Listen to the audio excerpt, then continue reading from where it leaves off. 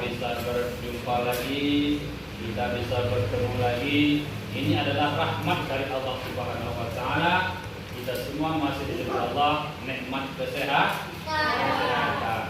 Baik, sebelum kita mulai pelajaran hari ini, kepada ketua kelas silakan dipimpin untuk berdoa.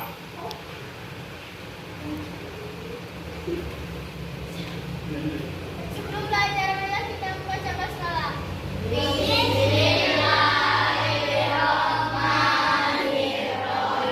Jadi biasakan sebelum kita melaksanakan kegiatan apapun, kita dahulukan dengan membaca doa. Jadi doa itu pastinya kalau membaca Bismillahirrahmanirrahim. Dengan doa insya Allah apa yang kita lakukan akan mendapat keberkahan dari Allah. Bagaimana hari ini, siap untuk belajar? Siap. Oke, kalau siap untuk belajar, kita tepuk tangan atau tepuk semangat. Silakan. Bagaimana? Ayo.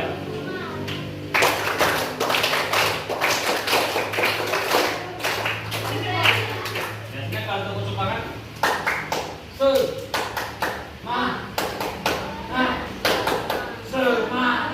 Paham? Kita ulang satu kali.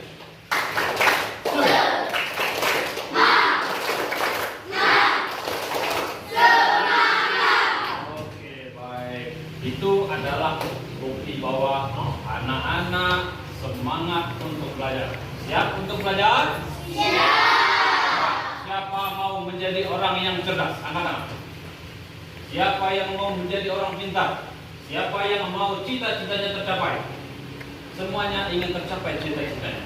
Sesuai dengan di pojok sana, anak-anak sudah menggantungkan apa itu namanya? Pohon cita-cita. Baik, hari ini kita akan belajar, kita lanjutkan pelajaran akidah akhlak, yaitu menghindari sifat-sifat tercela. Nah, sebelum kita mulai pelajaran, hari ini ada yang tidak hadir?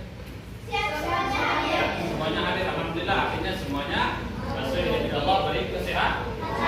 Baik, sebelum kita melangkah ke pelajaran tentang menghindari akhlak tercela, nanti setelah anak-anak menghindari akhlak tercela, sudah paham tentang itu, ada 3 macam yang anak-anak. Yang pertama, menjelaskan pengertian akhlak tercela, sifat marah, fasik, pilih kasih, dan upaya menghindarinya. Yang kedua, menyebutkan cara menghindari sifat marah, fasik, dan pilih kasih.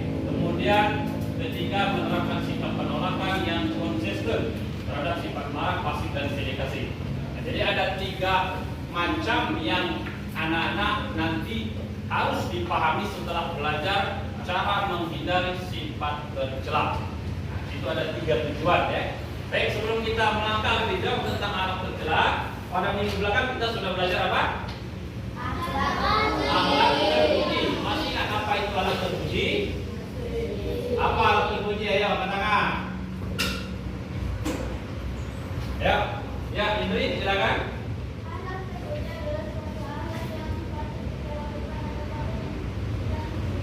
Yang akhlak terpuji adalah akhlak yang patut kita lakukan, ya, atau kita contoh, atau akhlak yang baik. Itu akhlak terpuji. Akhlak baik, betul mereka jawabannya. Sekarang siapa yang bisa mencontohkan macam-macam akhlak terpuji? Ayo, apa saja akhlak terpuji? Satu apa? Ya, hadir. Pemaaf. Betul pemaaf? Betul. Yang kedua apa? Tanggung jawab. Yang ketiga? Adil. 4. Rendah hati. Masih ada lagi? Pemaaf, adil, tanggung jawab, rendah hati, apa lagi tadi? Bijaksana. Itu semuanya adalah sifat terpuji. Ya, terpuji artinya baik, kita contoh. Hal yang baik kita lakukan atau kita contoh. Oke, masih paham tentang akhlak terpuji? Baik, sekarang kita melangkah untuk pelajaran hari, yaitu menghindari akhlak tercela.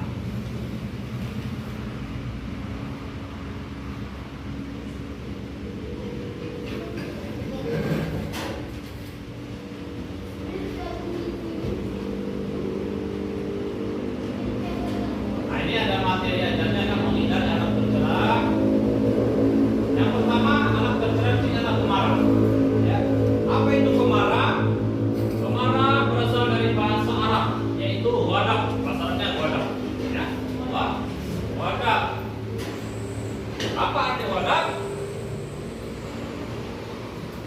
Perasaan dengki atau kesal atas perlakuan yang tidak pantas sehingga menyebabkan emosi yang tinggi. Itu wadah. Pengertian marah tadi. Jadi perasaan dengki, ya, atau kesal atas perlakuan yang tidak pantas yang dilakukan oleh orang lain atau kita melakukannya sehingga menyebabkan emosi yang tinggi. Kalau orang lain melakukannya, kita yang emosi. Kalau kita yang melakukannya, orang lain yang emosi. Itu namanya marah. Kemudian marah adalah perbuatan yang dilarang untuk dilakukan. Ya, namanya marah sedikit pun tidak ada perlunya, tidak ada yang baik. Pasti ada akibat dari marah. Ya. Hal ini karena sifat marah hanya akan menimbulkan penyesalan di kemudian hari. Ketika orang sedang marah, ia akan mudah melakukan hal-hal buruk terhadap dirinya sendiri maupun orang lain. Kemudian kita harus pandai mengendalikan emosi. Kita harus senantiasa memupuk kesabaran dan melapangkan hati. Rasulullah SAW mengajarkan kepada umatnya cara mengendalikan ketika kita marah. Jadi marah itu, kalau kita sedang marah, kata Rasulullah ada cara mengendalikannya. Artinya ada cara meredahnya kalau bahasa kita, ya. Apa? Yang pertama katanya mengubah posisi duduk atau segera mengambil air wudhu. Misalnya kita sedang tegak, marah-marah, segera kita duduk. Itu yang pertama. Masih marah ketika sedang duduk, ngambil air wudhu. Insya Allah marahnya hilang. Kenapa? Marah itu biasanya diiringi oleh setan. Kalau kita ngambil air wudhu, setannya pergi, maka marahnya hilang. Itu ajaran Rasulullah. Ya. Yang pertama kita mengubah posisi, ya, yang tadinya dari tegak kita berubah duduk, yang tadinya duduk masih marah kita mengambil air wudhu. Mudah marah termasuk perbuatan setan, sehingga Allah Subhanahu wa taala melarang kita untuk mengikutinya. Allah berfirman dalam surah An-Nur ayat 21 yang artinya, wahai orang yang beriman, janganlah kamu mengikuti langkah-langkah setan. Siapa mengikuti langkah-langkah setan, maka sesungguhnya dia atau setan tadi menyuruh manusia mengerjakan yang keji dan munkar. Jadi marah itu pada intinya adalah perbuatan setan. Kalau kita mengikuti sifat marah, maka kita sedang mengikuti sifat setan. Itu tadi adalah pengertian sifat pemarah. Sekarang akibatnya, ya, akibat dari sifat pemarah. Siapa saja? Siapa saja yang tidak bisa menahan emosi, misalnya gara-gara kalah dalam perlombaan sehingga menimbulkan sifat amarah. Kalau tidak bisa kita tahan, tidak bisa kita redam, ada akibat. Akibat sifat pemarah. Yang pertama, menimbulkan permusuhan. Jelas. Kalau sudah marah, ya, berakibat permusuhan. Terus panjangan, awas kau, awas kau, awas kau. Itu permusuhan. Akibat. Ya. Yang kedua, hancurnya sesuatu. Biasanya kalau orang sedang marah, apa yang ada dekat dia atau dilemparnya, ya, kalau gelas sedang dipegangnya, dilemparnya pecah gelasnya. Ya, misalnya di sini Pak sedang marah, langsung Pak terajangkan misalnya apa ini? Kipas, hancur kipas. Itu akibat dari marah. Nah, jadi sesuatu bisa hancur. Ya. Kemudian munculnya kata-kata kotor yang dapat menyakiti perasaan orang lain. Biasa kalau sedang marah, kata-kata kotor keluar dari mulut kita. Ya, kalau dalam bahasa kita dapat mancal. Yang kata-kata yang tidak boleh dikatakan, yang berarti kotor, dikeluarkan oleh orang yang sedang marah. Ya, padahal itu ketika kita katakan dapat dosa. Kemudian membuat orang lain tidak nyaman. Kalau antara Ali dengan Yuda bermusuhan, satu kelas tidak nyaman. Akibat tingkah dia berdua. Sedang belajar, dia sudah bertengkar di belakang, bermusuhan. saling lempar antara Indra dengan Ali dengan pena. Akhirnya satu kelas merasa tidak nyaman karena tinggal laku dua orang. Yang terakhir mendapatkan kemurkaan dari Allah. Allah murka. Murka itu apa? Marah. Jadi orang yang marah juga mendapat marah dari Allah. Allah murka Allah. Ya. Itu adalah akibat dari sifat pemarah. Jadi barang siapa yang pemarah, ingat bahwa akibatnya adalah itu. Kemudian cara menghindari sifat pemarah. Ada caranya. Ada cara menghindari. Kalau kita menghindari bola, sudah kan? Ketika bola di sini langsung gini gitu. Kalau kita mau lihat sana ada bola, cara menghindarinya lewat jalan lain. Ini sekarang cara menghindari sifat pemarah. Yang pertama, berusaha menghindari hal-hal yang dapat menyebabkan nafsu amarah itu. Sombong itu dalam menimbulkan marah. Tentang kita orang kaya di jalan pakai emas berapa itu membuat orang atau memancing orang lain untuk marah. Ya, kenapa? Dia tidak ada seperti itu, maka dia timbul marah. Itu sombongan. Yang kedua, senda gurau yang berlebihan. Artinya bermain yang berlebihan. Akhirnya saling gocok, saling sabuk, saling tempeleng akibat bermain terlalu biasa itu ya. Kemudian saling ejek. Saling ejek. Kawan nasinya kawan nasinya kemarin kau ini itu saling ejek. Hanya menimbulkan permusuhan marah tadi. Jadi hindari. Kemudian jadi ini harus kita hindari ya. Sombong, senda gurau yang berlebihan, saling mengejek dan perdebatan. Itu harus dihindari untuk menghindari sifat pemarah. Kemudian yang kedua, mengingat bahwa menahan marah merupakan wasiat Rasulullah. Tadi sudah ada wasiat Rasulullah bahwasanya kalau kita sedang marah, apa yang pertama lakukan? Merubah posisi duduk. Yang kedua tadi segera mengambil air wudhu. Yang ketiga, menumbuhkan sikap saling memaafkan. Dengan ada sikap saling memaafkan antara kita, maka sifat pemarah tiada dari kita. Tidak ada pada diri kita. Kalau terjadi perselisihan sedikit, langsung saling memaafkan. Biasa ya, dalam sekolah pemain terlalu saling simpan misalnya pena, saling simpan buku. Nah, untuk menghindari sifat pemarah apa? Saling memaafkan. Kemudian jika hati mulai dikuasai rasa marah, diperintahkan mengucap doa ta'awuz. Apa ta'awuz? Ingat? Apa ta'awuz? A'udzu billahi minasyaitonir rajim. Kalau biasanya marah itu kan adu dari sini gitu. Adu dalam hati kita bahwa kita pengen marah. Langsung gitu. A'udzu billahi minasyaitonir rajim. Apa artinya? Kita berdoa berhindar dari godaan syaitan yang tertutup. Kalau marah itu adalah syaitan. Kalau kita baca itu, insyaallah marahnya hilang. Kemudian tadi segera berpromisi wudhu, segera mengambil air wudhu dan menyadari bahwa kemarahan dapat menghancurkan hubungan terhadap sesama. Ya, kalau orang yang tidak bisa memaafkan, hancur hubungan dia. Persahabatan dia hancur, gak berkawan lagi. Gara-gara marah, rugi gitu. Jauh. Fasik, fasik. Jadi sifat tercela tadi yang pertama pemarah, yang kedua apa? Apa itu fasik? Fasik berasal dari bahasa Arab, yaitu fasikun, artinya keluarnya sesuatu dari sesuatu yang lain dalam kondisi rusak. Ya. Adapun fasik beristilah keluar dari ketaatan Allah. Nah, ini yang bahaya. Ya, yang tadinya kita sholat, akhirnya kita tidak mengakui bahwa sholat itu wajib. Fasik. Ya. Yang tadinya kita sering membaca Al-Quran, mendapat bisikan dari kawan, kita tidak mau lagi membaca Al-Quran bahwa misalnya membaca Al-Quran tidak ada gunanya. Fasik itu namanya. Ya. Keluar dari sesuatu dengan terjerumus pada perbuatan dosa dan menyimpang dari syariat selain syirik. Kalau syirik lebih tinggi lagi, apa syirik? Menduakan Allah. Syirik ya, percaya kepada selain Allah sendiri. Ya.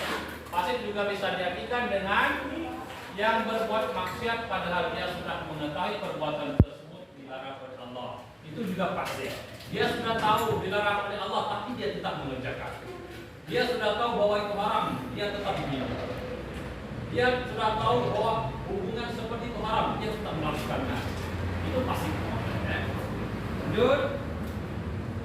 Akibat sifat fasik yang pertama, tidak dipercaya orang lagi. Sekali berbuat fasik, satu kampung tidak akan percaya lagi kepada orang yang berbuat fasik.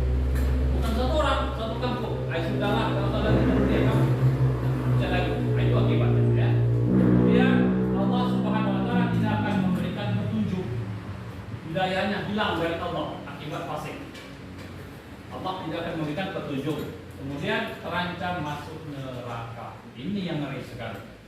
Ya, kalau sudah kata-kata terancam masuk neraka, semua orang tidak mau masuk neraka. Makanya kita harus terhindar dari sifat fasik. Kita lanjut. Cara menghindarinya. A. Kembali kepada kitab suci Al-Quran dan hadis. Karena pedoman hidup kita cuma dua itulah. Satu Al-Quran, dua Al-Hadis. Kalau kita berpegang teguh pada dua ini, maka insya Allah hidup kita akan selamat, terhindar dari sifat-sifat tercela tadi. Lanjut. Yang ketiga, pilih kasih. Apa pengertian sifat pilih kasih? Pilih kasih artinya sikap membedakan antar sesama. Membedakan antar sesama. Misal Pak Wali kelas, Pak bedakan satu kelas. Oh, ini akibat bekal, maka misalnya begini. Oh, ini pintar, maka begini. Tidak boleh, padahal itu sama. Yang membedakan apa? Cara belajar. Ya, kalau siswanya sama. Oh, ini anak orang kaya, kita angkat jadi ketua kelas. Oh, ini anak orang miskin, kita singkirkan saja, tidak boleh. Semuanya sama. Haknya apa? Haknya adalah mendapat pendidikan. Itu pilih kasih. Orang yang pilih kasih juga bisa diartikan memihak atau berat sebelah. Misalnya dalam sebuah keluarga, misalnya terdiri dari 3 anak, kebetulan misalnya anak yang satu agak cacat, nah, dia disingkir-singkirkan oleh orang tuanya. Padahal dia tidak mau terlahir dengan keadaan cacat, tapi itu kehendak Allah. Nah, dengan adanya cacat tadi tersingkir oleh keluarga. Kalau makan diasingkan sendiri misalnya ya. Kalau dikasih duit yang agak cacat cuma dikasih kecil, yang duanya besar-besar, itu namanya pilih kasih ya. Hal ini disebabkan pilih kasih dapat membuat orang lain merasa kecewa. Kalau anak sudah kecewa dengan orang tua, nah bahaya ya. Kemudian akibat sifat pilih kasih, satu, ditinggalkan oleh orang-orang sekitarnya. Kalau kamu milih kawan di sini, ada satu orang yang tidak kawan nih, kamu akan merasa ditinggalkan oleh kawan yang lain. Kemudian hidupnya tidak bahagia. Ya jelas, kalau orang yang merasa tersingkir, dia tidak bahagia, ya selalu merasa dalam keadaan sedih. Ya. Kemudian mendapat balasan yang sifat, memunculkan sifat buruk pada diri orang lain. Itu adalah sifat-sifat pilih kasih. Cara menghindari, yang pertama, hindari kebiasaan membanding-bandingkan seseorang. Jadi di mata Allah umat Islam sama. Ya, kita ini di mata Allah, di hadapan Allah sama. Allah tidak membedakan kita. Hitam, putih, ya, jelek, ganteng, cantik, besar, tinggi, sama di hadapan Allah. Apa yang membedakan kita? Yang membedakan kita adalah tingkat keimanan. Tingkat bertakwa, itu yang membedakan. Kemudian atur waktu kegiatan dengan baik, ya. Atur waktu kegiatan dengan baik. Kemudian membiasakan diri berlaku adil, lakukan introspeksi diri. Introspeksi diri itu artinya kita berakhlak yang ada pada diriku ini. Nah, apalah kekurangan aku? Itu introspeksi diri namanya. Ya. Lanjut. Habis, terima kasih. Di sini ada contoh-contoh. Nah ini gambar sifat pemarah.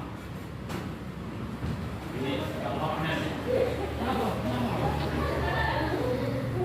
Tadi dong, sana.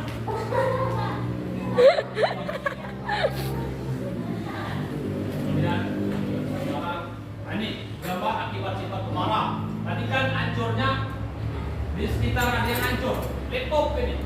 Hancur laptop. Hancur laptop. Ini berantakan berkas nih. Akibat marah. Gambar menghindari sifat pemarah. Dengan cara saling memaafkan. Jadikan diri sebagai orang pemaaf. Orang yang belum minta maaf, kita yang duluan maaf. Nah, itu cara menghindari sifat pemarah. Nah, ini fasik.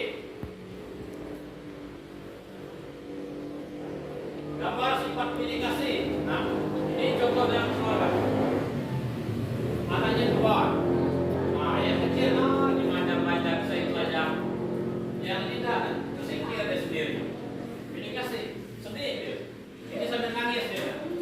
Apalah perasaan seandainya terjadi pada diri kita ya. Nah, untuk kita dengan diri kita, oh dicium-cium, oh sayang ganteng, sayang. Dengan kita dikucilkan. Tak makan terserah, dan tidak diurus kita. Maka kan seperti ini.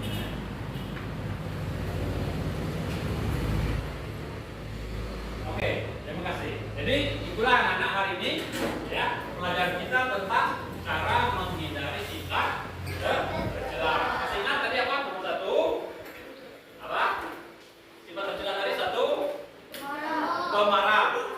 2 pilih kasih. 3 fasik. Jadi ada 3 hari ini yang kita pelajari tentang sifat tercela.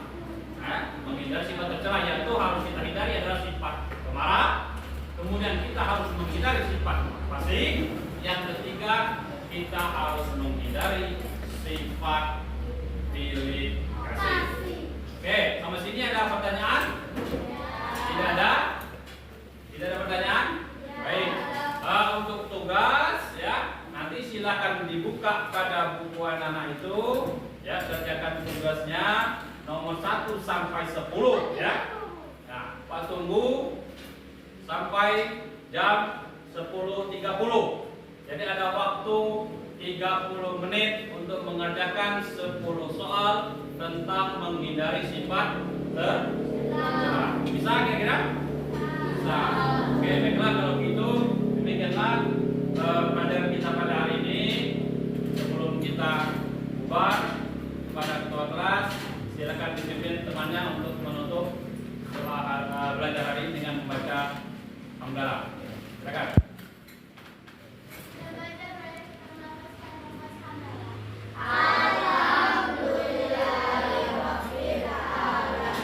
Baik, terima kasih kepada anak dan Pak Heri. Assalamualaikum warahmatullahi wabarakatuh.